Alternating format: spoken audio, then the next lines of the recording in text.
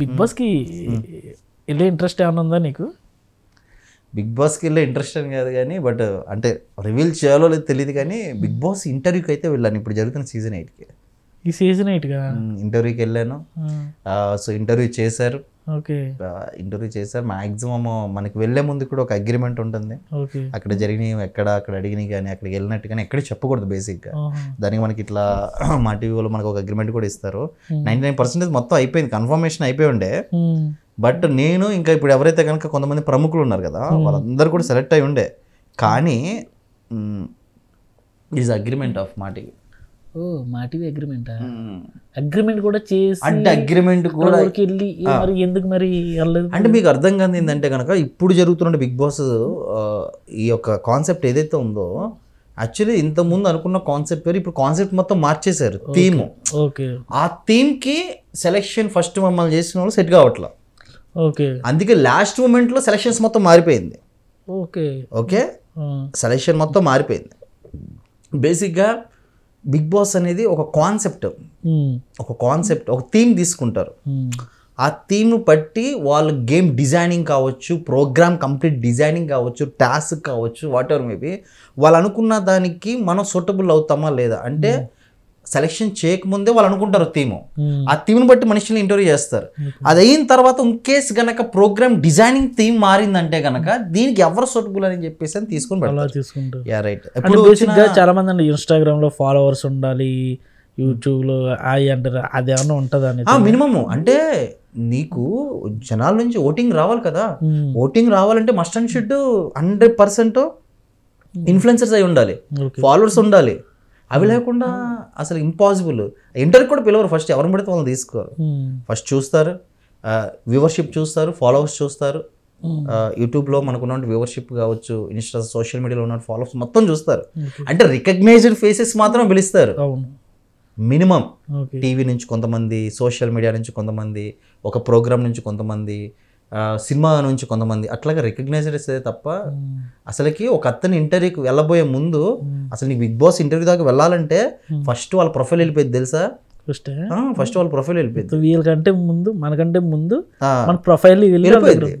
వాళ్ళకి టీం ఉంటారు, పెద్ద టీం ఉంటుంది, సెలెక్షన్ టీము. మన ప్రొఫైల్ వెళ్ళి ఆ ప్రొఫైల్ మొత్తం వాళ్ళు చూసుకొని ఆ ఇంటర్వ్యూకి పిలిచినప్పుడు వెళ్ళినప్పుడే నువ్వు సక్సెస్. అట్లా నాకు చాలా హ్యాపీ. ఇప్పుడు నన్ను పిలవలేదని నాకు ఏం బాధలేదు, అంతా ఓకే చేసి లాస్ట్ మూమెంట్లో కొంచెం కాన్సెప్ట్ బేస్డ్ మీద ఆపారని నాకు ఏం బాధలేదు. అక్కడ వరకు వెళ్ళినందుకే నేను చాలా హ్యాపీ ఫీల్ అయ్యాను. I really proud for that. అంటే అక్కడ ఏ విధంగా క్వశ్చన్స్ అడుగుతారు మామూలుగా? అవి చెప్పకూడదు కదా, అదే కదా అగ్రిమెంట్.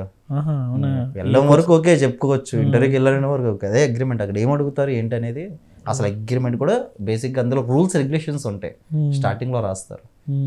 సో మనం అక్కడ ఏంటంటే ఫుల్ రైట్స్ ఇస్తున్నాం వాళ్ళకి ఏదైనా అడగడానికి, పర్సనల్ లైఫ్ గురించి.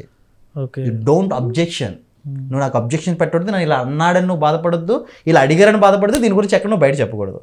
That is the agreement. వెళ్ళడానికే కాదు, ఇంటర్వ్యూ కూడా అగ్రిమెంట్ ఉంటుంది. ఎప్పుడు చెప్పారు మరి నువ్వు సెలెక్ట్ అవ్వాలి అంటే? పిలిచారు కదా, అగ్రిమెంట్ కూడా అయిన తర్వాత నువ్వు వెళ్ళట్లేదని ఎప్పుడు చెప్పారు నీకు? లాస్ట్ మూమెంట్లో. ఏమని చెప్పారు మామూలుగా? నెక్స్ట్ ఈ థీమ్ మార్చేసామండి, మేము అనుకున్న కాన్సెప్ట్ కంప్లీటెడ్ చేంజ్ అయిపోయింది, ప్రోగ్రామ్ డిజైనింగ్. సో నెక్స్ట్ పక్కా పిలుస్తామండి, ఈరోజు ఇక్కడ దాకా వచ్చినాం అని చెప్పేసి అన్నారు. అంటే సెలెక్ట్ చేసిన వాళ్ళు అందరూ కూడా ఇదే మాట చెప్తారా బేసిక్గా? అసలు నీకు కాల్ వచ్చి ఇంటర్వ్యూకి వెళ్ళావు అనుకో, నువ్వు ఇంటర్వ్యూకి వెళ్ళిన తర్వాత నీకేముంటుంది తెలుసా? అమ్మా బిగ్ బాస్ నుంచి కాల్ వచ్చేసింది, నేను సెలెక్ట్ మనం బిగ్ బాస్కి వెళ్తున్నాం, మొత్తం ఓటింగ్ అంతా నువ్వే చూసుకో అంటారు. అలా ఇలా ఇప్పుడు నువ్వు వెళ్ళావు, ఇలా నీతో పాటు ఇంకో 10 మందో 11 మందో వచ్చి ఉంటారు కదా. 10 మంది 11 మంది కాదు, 100 మందిని పిలుస్తారు. అంటే ఎంతమందికి అగ్రిమెంట్ చేసి ఫైనల్ చేశారు? 20 మెంబర్స్ ఉంటారు, వాళ్ళందరికి ఇప్పుడు నెక్స్ట్ తీసుకుంటాం అని చెప్తుంటారు. అందరు కాదు కదా, ఆ థీమ్ లో నేను నచ్చలేదేమో, రిమైనింగ్ ఎవరు రిజెక్ట్ అయ్యారో నాది లేదు, ఎవరెవరు వచ్చారని నేను చెప్పకూడదు.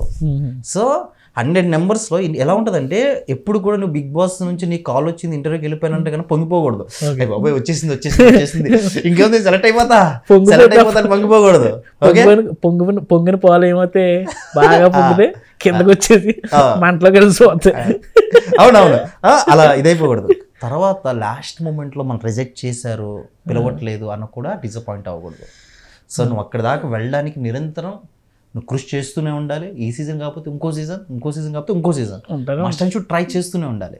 సో ఎందుకనంటే కనుక మంచి షో, ఆడియన్స్ బాగా ఆదరించే షో అది. సో జనాలు ఎక్కువగా చూసే షో అది.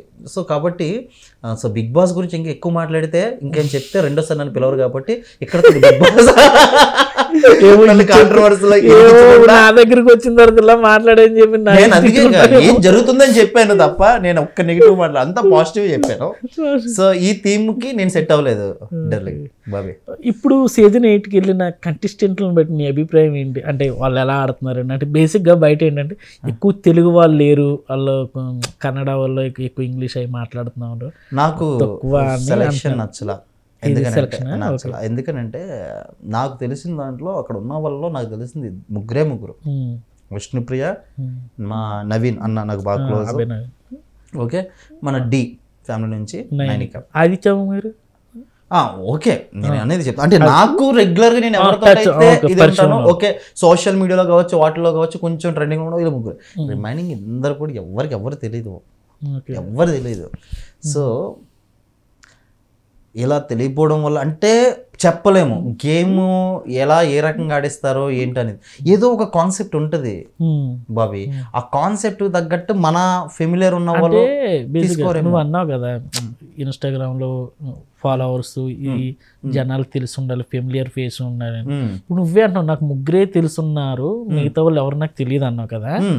మరి నీకు తెలియదు అంటే ఇంకా వాళ్ళు మొత్తం స్టేట్ అందులో వాళ్ళందరికీ తెలుస్తారంటావా? అంటే సెలక్షన్స్ 3 ఉంటాయి. ఎలా అంటే క్యాడర్స్, ఒకటి సినిమా నుంచి, 2 టెలివిజన్ రంగం నుంచి, 3 ఇన్స్టా నుంచి.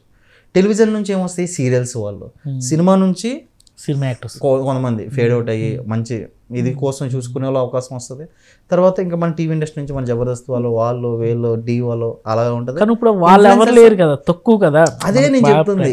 నీ విషయం తెలుసా, కొంతమంది పేర్లు చెప్పకూడదు కానీ మన దాంట్లో కొంతమంది అందరూ అయిపోయాం, అర్థమవుతుంది, ఊపిలో ఉన్నాం.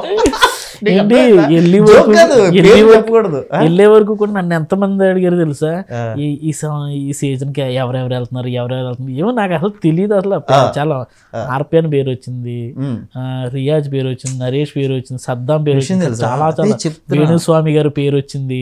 చాలా మంది వేణుస్వామి గారు కిరా గారి పేరు ఇద్దరు లోపలికి వెళ్తే బాగుంటది ఫైట్ చాలా ఎక్స్పెక్ట్ చేసే. నాకు కూడా తెలియదు, నెల్లూరు చేపల పులుసుకి వెళ్ళాను కానీ ఆర్బి అన్న వీళ్ళందరూ అనుకున్నారు. అలాంటిది మొత్తం తారుమారు అయిపోయింది. అంటే మీకు ఇక్కడ అర్థమవుతుంది నేను చెప్పింది, కాన్సెప్ట్ లాస్ట్ మూమెంట్ లో మార్చేశారు. అందుకే మేము సెలెక్ట్ అయిన వాళ్ళు రిజెక్ట్ అయ్యాము. లాస్ట్ మూమెంట్ లో థీమ్ బిగ్ బాస్ కి ఎట్లా చెప్పాలంటే లోపల ఆడే చెప్పకూడదు నెక్స్ట్ లోకి వెళ్ళిపో. ఇప్పుడు మరి కంటెస్టెంట్లు ఎలా ఆడుతుందో చూసావు ఇప్పుడు వరకే అన్న? ఈ ఉన్నాను బాబీ,